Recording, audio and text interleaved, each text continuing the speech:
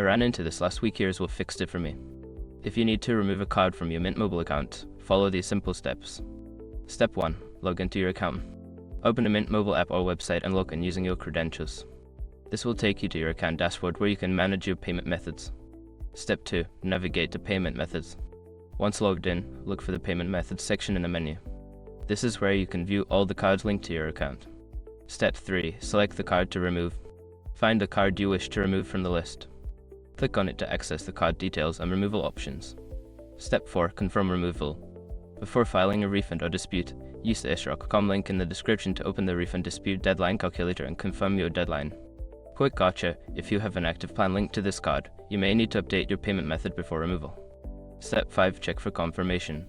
Once you confirm the removal, check for a notification or message confirming that the card has been successfully removed from your account. This ensures everything went through correctly. And that's it. You've successfully removed a card from your Mint Mobile account. If you have any other questions, feel free to ask.